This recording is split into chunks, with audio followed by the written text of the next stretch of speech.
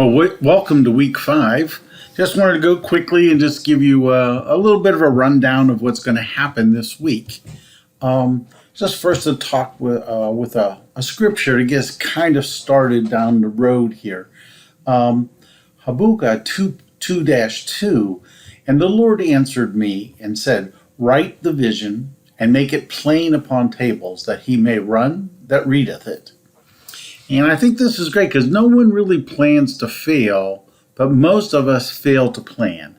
And I'm not sure who really said this, but it is undoubtedly true. Most businesses fail not because they plan to fail. Most people get distracted on the path of life because they fail to plan how to do the things that life brings.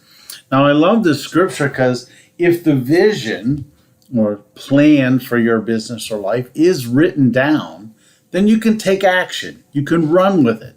As you read it, you can run. I think this is brilliant, right?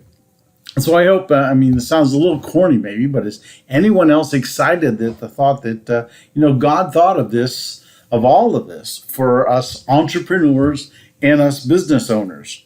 Now, in this week, we're going to talk about stocks and bonds. We're going to go through some terminology, describe what they are.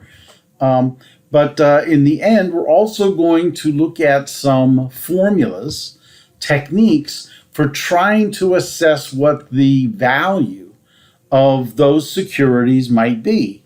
And of course, if you are an investor, you're obviously interested in knowing what the value of the asset is that you're going to buy. But as a financial manager, you also are interested in understanding how wealth is created through your business decisions that ultimately flow through these techniques so that the wealth of your owners is increased. Make sure you watch the cat videos, right? In this week's cats, we're going to have Buffett and Gates Go Back to School Part 2. In listening to billionaires, that can't be a bad thing to do. In addition, we have a video from Warren Buffett on how most people should invest. To easily complete the participation requirements for the class, there are several parts. Of course, you have to answer the 2 DQs. Each of these is worth 5 points. In addition to that, you have to respond at least 6 more times within the discussion forum. Now, this could be to classmate responses to the DQs, right? Continuing the conversation about these issues and concepts that are posed to the class. It also could be to the cats and to the classmates' responses to the cats. So that's actually pretty easy to get those extra 6 times of responses in. Now, these need to be more than a couple of sentences. They need to be several sentences, right?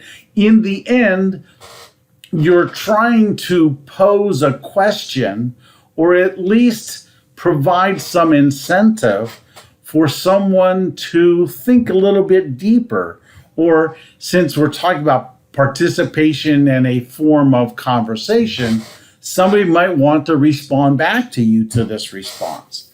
So at a minimum, you need to respond 8 times during the week on at least 3 separate days, right? The 2 DQs and then 6 times within the discussion forum. Just to check in, right? This is week 5. We're halfway through. Is there something that I can improve on or something that I can help you with? Do you have anything you think that I'm doing that helps accomplish your goals or diminishes our goals? And if you want to reply to any of these questions, please use the private forum if you don't want the rest of the class to see, or you could always do it or answer through the questions to instructor sites. So keep up the good work. Remember that my door email, is always open for questions. If you need to speak with me, please text first. This is my cell phone number. Remember that I'm in the Eastern time zone. So if you're in Arizona, currently I am 3 hours ahead of you. So if you email me at 10 o'clock at night, it's 1 o'clock in my world, and I am most likely sawing logs. So again, if you need to get a hold of me, I'm happy to return the call and converse. We just need to arrange how that happens. So again, good luck in this 5th week. I'll see y'all soon.